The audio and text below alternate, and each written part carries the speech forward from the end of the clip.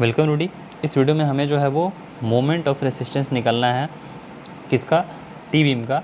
और इसमें देख लो कि इसमें जो है वो जो सभी चीज़ें दी गई हुई रहेगी, लेकिन एम का वैल्यू नहीं दिया रहेगा, मोमेंट एम यू का वैल्यू नहीं दिया रहेगा, यानी मोमेंट कितना है, लेकिन यहाँ पे ए एस टी दिया गया हुआ है। ओके, सो आप देखो कि आपको जो है वो फ्लैंज विड्थ दिया गया हुआ है, उसके बाद यहाँ पे डेप्थ ऑफ फ्लैंज यानी स्लैब की थिकनेस दी गई हुई है, विड्थ ऑफ रिप दिया गया हुआ है, टेंसाइल इन्फोर्समेंट दी गई हुई है, और ओवरऑल डेप्थ दिया गया हुआ है, क्लियर कवर दिया गया हुआ है, और ग्रेड ऑफ कंक्रीट। तो यहाँ पे ग्रेड ऑफ कंक्रीट क्वेश्चन में M20 था, लेकिन मैंने M25 एज्यूम करके बना दिया था। Okay, so sorry for that, लेकिन आप चाहे तो M20 जहाँ मैंने 25 यूज़ किया उसकी जगह 20 कर दोगे तो आपके आंसर अलग आएंगे। ओके, लेकिन M25 अगर रहता तो मैंने जो प्रोसेस सॉल्व किए वो सभी सही है। ओके, तो उसमें ज़्यादा प्रॉब्लम नहीं है कुछ भी। और FE 415 जो है वो ग्रेड ऑफ स्टील। ओके, सो अब देखो यहाँ पे जो है वो ये क्या है कि ये सभी जो डिटेल दी गई हुई है वो सभी मैं लिख लिया। BF की value 1200 mm, capital D, overall depth, AST area of steel, tensile reinforcement यहाँ पे जो है वो 3 × π/4 × 20² उसके बाद स्मॉल डी क्या है, इफेक्टिव डेप्थ। इफेक्टिव डेप्थ कैसे निकालते हैं, overall depth minus clear cover minus stirrup dia minus half of dia of main bar. So ये हमारा निकल के आ गया 405।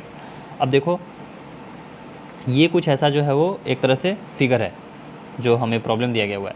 ओके, सो यहाँ में बॉटम में 3 स्टील इन्फोर्समेंट दिया गया हुआ है, और चूँकि ये सिंगली इन्फोर्स्ड है इसलिए ऊपर में कुछ भी नहीं दिया गया हुआ है। ओके, सो अब हमें मोमेंट ऑफ रेसिस्टेंस निकालना है। तो पहले हम लोग कैलकुलेट करेंगे XU। XU क्या है, XU हमें बताएगा कि हमारा न्यूट्रल एक्सिस कहाँ पे है। ओके, सो उसके लिए हमें जो है वो C = T करते हैं, means compression total compressive force = total tensile force. तो 0.36 FC के BF × XU = 0.87 FY × AST। Okay, ये आप करो। सो XU की वैल्यू आपको निकल के आ गई, क्या आ गई, 0.87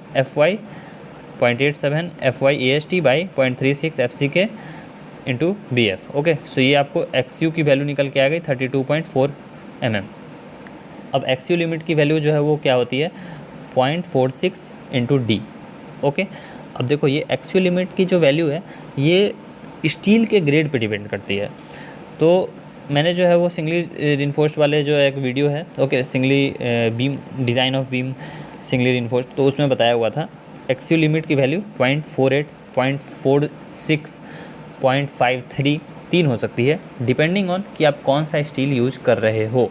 ओके, सो ये हम लोग यूज कर रहे हैं 0.48। ओके, सो 0.48 क्यों, क्योंकि ये 400 FE 415 है। एक जो है वो आई थॉट कि शायद मिस्टेक हो गई है।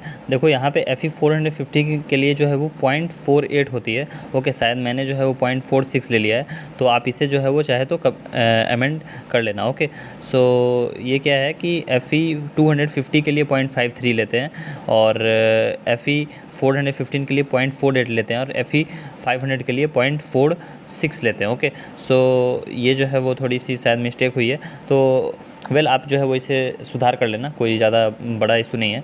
ओके, सो यहाँ पे जो है वो 0.48 होगी। ओके, ये जो 0.46 लिया मैंने 0.48। ओके, सो उतना ज़्यादा डिफरेंस नहीं आएगा, अगर आप देखोगे अभी तो 0.48 जो है वो इंटू 405, तो ये अराउंड 186 से जो है वो ज़्यादा आएगा। ओके, लेटर सपोज कि 190 ये सब आएगा। ओके, सो XU लिमिट 190 के आसपास आएगा।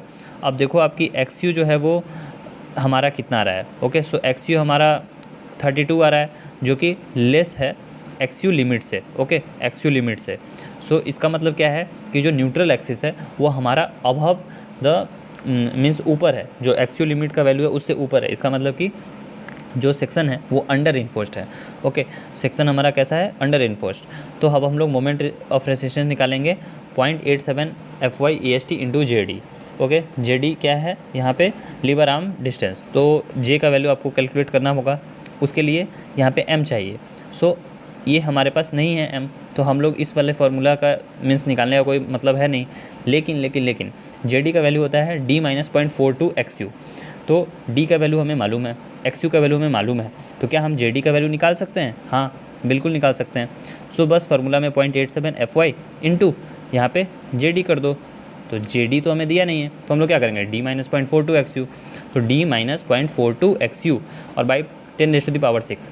आई होप कि आपको ये समझ में आना चाहिए कि 10⁻⁶ क्यों कर रहे हैं। अच्छा नहीं मालूम, देखो 10⁻⁶ क्यों कर रहे हैं, क्योंकि हम लोग यूनिट कंपैरिजन कर रहे हैं ना, यूनिट हमें चाहिए एम किलो न्यूटन मीटर में, ओके ऐसा यूनिट। अब हम लोग एमएम में तो नहीं ले लेंगे ना, क्यों, क्योंकि बहुत ज़्यादा 1 2 3 4 5 6 7 8 ऐसे जीरो आ जाएंगे, तो वो अच्छा नहीं लगेगा देखने में, इसलिए। और ऐसा यूनिट में हम लोग किलो न्यूटन मीटर में रखते हैं, इस वजह से हम लोग 10⁻⁶ से डिवाइड कर दिया। सो हमारा जो मोमेंट ऑफ रेसिस्टेंस है वो 133.2 किलो न्यूटन मीटर आ गया। सो यही है हमारा मोमेंट ऑफ रेसिस्टेंस, और ऐसे ही हम लोग निकालते हैं एलएसएम के लिए। डब्ल्यूएसएम के लिए अगर आपको जानना है तो आप प्लेलिस्ट में और जो है वो वीडियोज़ हैं उसे देख सकते हो, और डब्ल्यूएसएम वाला पार्ट आपका क्लियर हो जाएगा वो आपका नेक्स्ट वीडियो में। लेकिन इस वीडियो में मैंने जो है वो किसके लिए सॉल्व किया है, एलएसएम के लिए, ओके। सो इस बात का ध्यान रखें। Thanks for watching the video.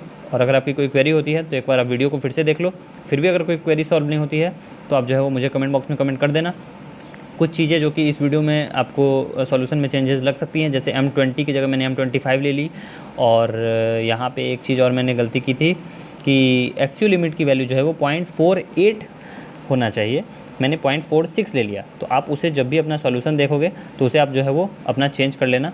सो आपका जो है वो आंसर सही हो जाएगा। So thanks for watching the video and have a good day.